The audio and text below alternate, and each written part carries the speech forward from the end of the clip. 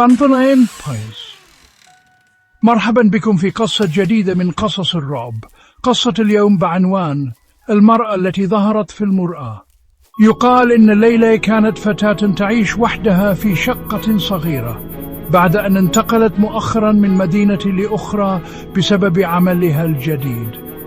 كانت حياتها هادئة إلى أن حدث شيء غريب في تلك الليلة. بينما كانت تنظف الحمام لاحظت شيئا في المرآة، ظل أسود خلفها. التفتت بسرعة، لا شيء. ظنت أن خيالها يلعب بها، ولكن في الليلة التالية حدث الأمر مجددا. لكن هذه المرة رأت ملامح امرأة شاحبة بعينين واسعتين تحدقان بها. لم تستطع الحركة ولم تستطع الصراخ. وفي كل ليلة بعد ذلك كانت المرأة تظهر، تقف خلفها، تقترب أكثر فأكثر. وفي الليلة السابعة اختفت ليلى.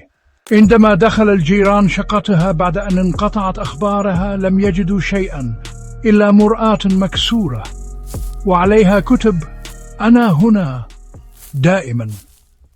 إذا أعجبتكم القصة لا تنسوا الإعجاب بالفيديو والاشتراك لمزيد من القصص المخيفة، وقولوا لنا في التعليقات هل سبق وحدث معكم شيء مرعب؟